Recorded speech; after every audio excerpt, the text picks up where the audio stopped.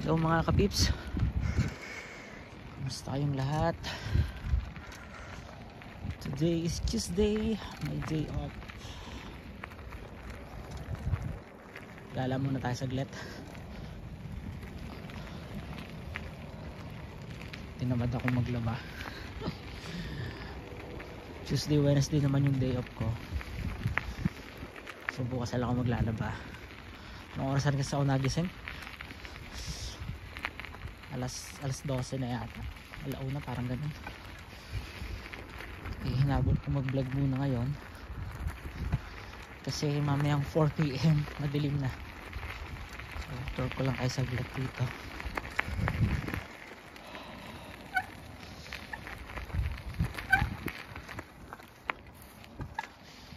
Tayo dito.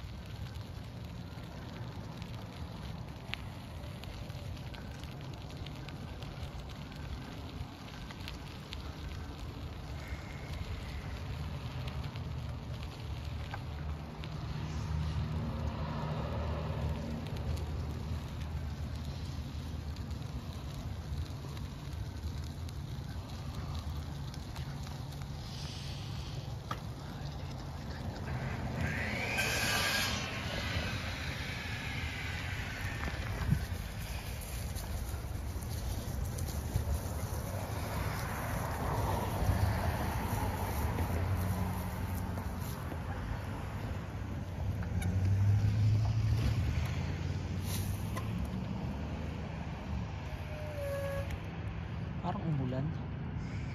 Basa.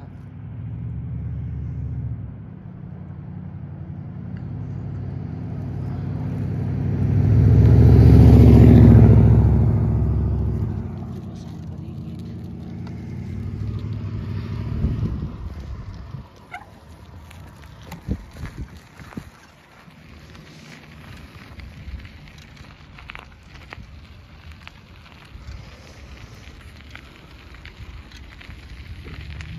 Kamis tong daanan na. Nung nasa ako, lagi ako dito dumadaan.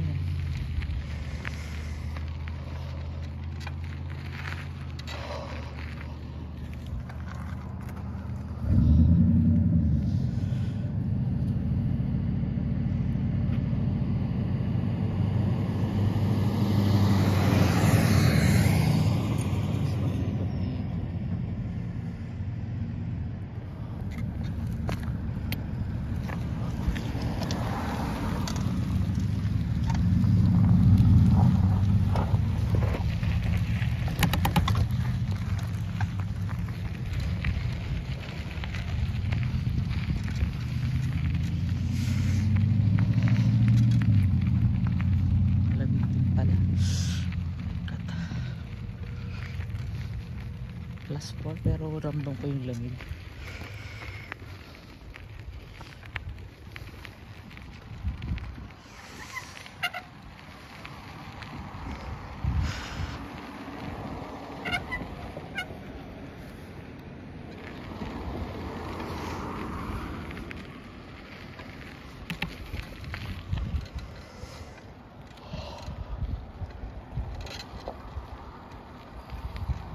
Yung binadaanan ko lagi lahat.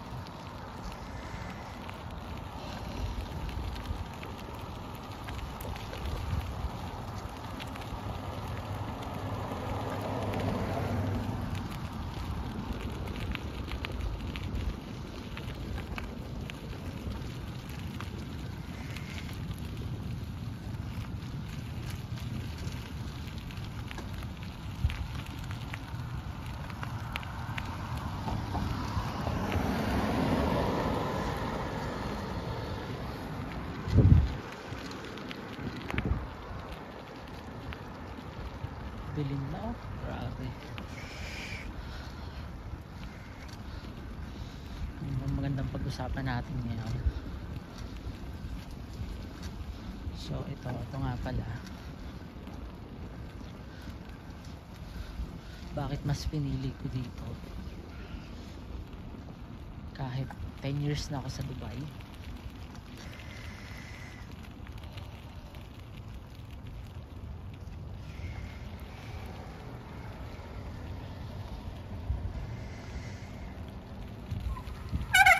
Lahat ng tinitirang ko yan kaya ano din yan. Makakamiss to ah. Ayan, yung dati lagi yung background ko. So balik tayo sa usapan natin, bakit ako pumunta dito sa Canada.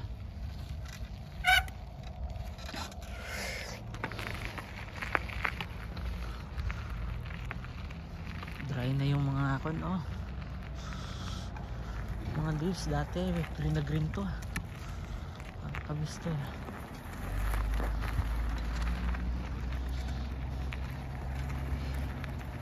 Matagal din ako sa UAE, 10 years.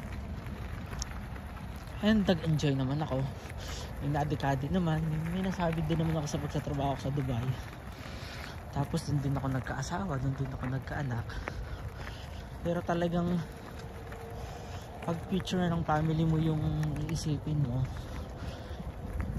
talagang i-consider mo yung pagpunta sa Canada. Bakit? Bakit ko nasabi?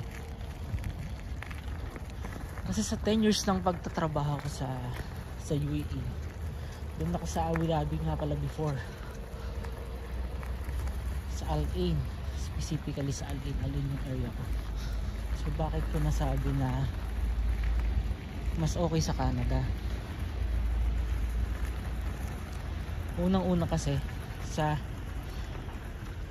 pagpapasahod. So 100% ng mga tao doon sumasahod every month. So every 31st day or 30th of the day sumasahod ang mga tao doon. Dito every 15 days or bi-weekly sumasahod yung mga tao dito.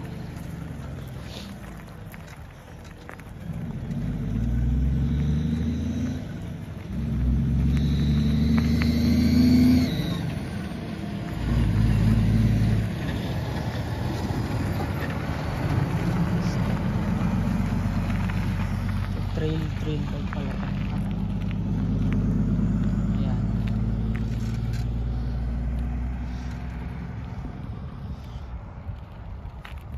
So yung sahod doon monthly is karamihan nasa minimum lang din. For example, ako sumasahod ng 3,500 dirhams. Eh yung expenses mo, yung bahay mo, yung bahay namin na nagre-range ng 1,400. Tapos may internet ka pa na 200. Tapos kung wala kang sasakyan, kailangan mo mag-save ng at least 80 dirhams. Good for 1 month na yon. Unlimited na sakay na sa bus yun. Yun nga lang yung sa akin nun, kasi yung nagwo-work ako sa McDonald's is meron kaming service na sasakyan.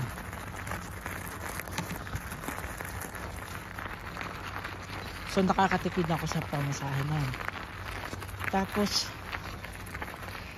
maglo-load ka pa sa cellphone mo, mag-grocery ka pa. Minimum na grocery namin nun nasa 500. Tapos magpapadala ka pa. So within 1 month, yung sinasahod mo ng 1 month, almost 1 day lang din tumatagal sa bulsa ko. Tapos pusa uli, maghihintay ka na naman ng another month. Kung i-compare mo naman dito sa Canada, sumasahod ka by weekly, and hindi naman hamak na talagang mas malaki yung sinasahod dito. At syempre yung currency nito sa Pilipinas is malaki talaga. So pagpalagay na natin ganun din yung expenses ko dito, pero yung kagandahan, every 15 days sumasahod ka. Pwedeng yung first na sahod mo, first na paycheck mo, pambayad lahat sa bills. Tapos yung sunod na paycheck mo, savings mo na yon. Yun yung isa sa nakita ko agad na difference dito. 4 months pa lang ako, pero talaga nakakapag-save ka na. Tapos noon regarding sa work, bawal yung tips. Nung nasa Canada ako, bawal mag-tip. So kahit gusto ni customer na mag-tip, hindi mapupunta sa'yo. Anong nangyayari, sinasuggest namin na merong donation box doon for the Red Crescent. Doon na lang nila nilalagay. Pero dito sa Canada is allowed yung tips. Mandatory talaga dito na magbigay ng tips. Dito nga sa city ko, pwede pang i-skip yung tips eh. Pero sa ibang city na malalaki like sa Vancouver, talaga daw hindi pwedeng i-skip yung tips. Lalo't kasi karamihan ng mode of payment dito is card, Interac yung tawag. So dito talaga daily makakapag-save ka. Minimum na tips na lang is 20 daily. Kung itatabi mo 'yon, di ba? Sa loob ng isang buwan, magkano yung tig 20, di ba? Di ba may 600 ka? Yun yung kagandahan dito. Tapos walang discrimination dito. Dito sa Canada, lahat pantay-pantay. Anong ibig sabihin lahat pantay-pantay? Kahit may-ari ng mga business dito, nagwo-work sila. Hindi lang yung worker. Sa UAE, kapag mudir ka, kapag boss ka talaga. Talagang ititreat ka nila as amo. By position talaga. Sa UAE, kapag mudir, kapag amo, ang tawag sir, ma'am. Dito, hindi lang nire-require yun. Kahit sila yung may-ari ng business,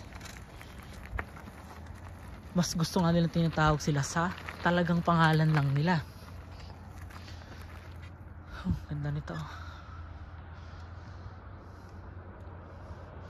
Baba na naman ang binabike ko.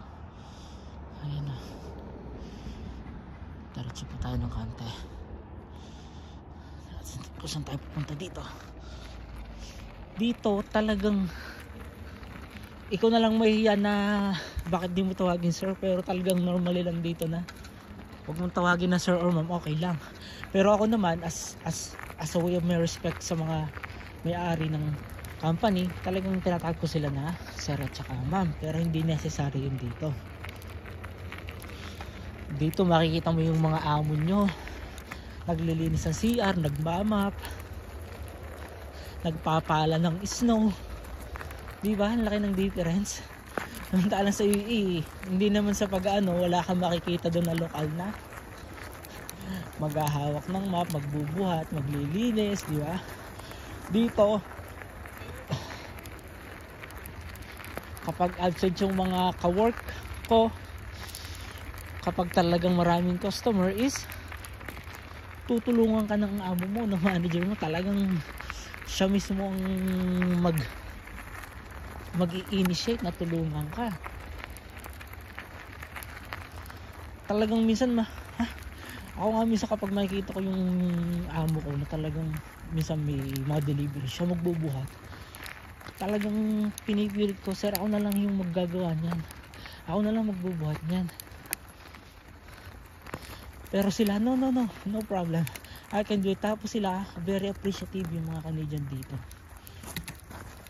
Yun yung isa sa magagandang traits na nakita ko sa kanila. Very appreciative talaga sila.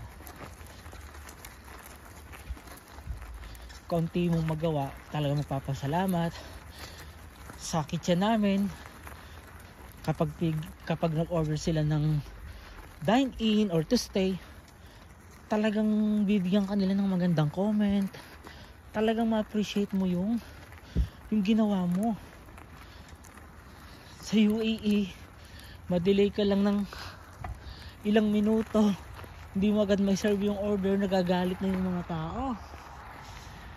magwawala na, tatakutin ka na, magko-complain ako kasi normally sa mga application ng like McDonald's, example ko rin sa work ko, talagang pwede kang makapag-complain, and yun lagi yung panakot nila sa mga tao. One time nga may umorder sa amin through Talabat, isa siyang delivery app, nagkaroon ng problem. Kami naman kasi sa amin, kapag order ng Talabat, isang gagawin lang namin is puprovide lang namin yung food kung mag-a-appear sa amin, pero yung payment noon is, ang transaction noon is through Talabat. Nagkaroon ng problema yung isa na local doon. Pagkakaalam ko, yung order niya hindi nag-appear sa system namin. Hindi siguro na-forward ng Talabat kasi nga malalaki yung order nila, bulk of order talaga yung meron yung mga tao doon. Tawag daw siya ng pulis, tumawag si customer, nagbumura, tatawag daw siya ng pulis. And you know how it cost lang naman ng in-order niya is 20 dirham. Nagwawala.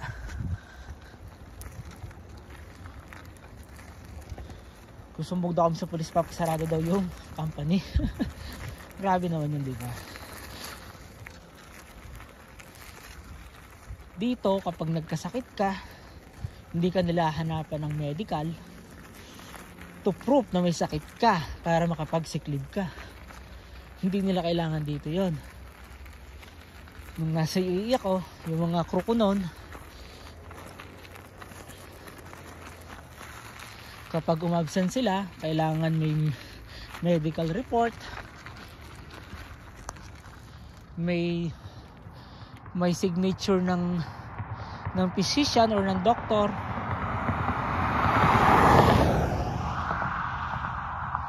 bago ka bigyan ng sick leave. Samantalang dito, hindi na kailangan nun. Sabihin mo may sakit ka, okay na, tapos na yon. Sige, okay, you can take your rest. That's it. Yun yung difference. Talagang hirap na hirap ka na maglakad kasi may sakit ka. Mangyayari niyan is kailangan mo pa talagang pumunta sa hospital, magpa-schedule, humingi ng appointment, at humingi ng medical report kung anong sakit mo bago ka bigyan nila ng day off. In terms naman din sa restaurant, example sa akin na nag-work ako dito, hindi ganoon kahigpit yung sa food safety nila. Karamihan nga dito hindi na nag-glove sa ginagawa nila eh. As long as talagang sanitize yung kamay mo, nag-hand wash ka every 30 minutes, okay na sa kanila yun. Samantalang sa iyo, grabe yung food safety nila daw. Naranasan ko kasi, kung bakit ko nasasabi, kasi nga nag-work ako sa fast food chain, sa McDonald's. Talagang mahigpit sila kung sa mahigpit. Pag nalilate din ng mga workers doon, suspension, warning letter. Dito, wala. Hindi importante sa kanila kasi papasok ka. Hindi nila kailangan ng laging on time ka. Pero syempre naman, as a worker, responsibility naman natin na talagang dapat maging tayo. Responsible sa work natin. O yan, medyo madilim na. 20 minutes na pala akong nagbablog.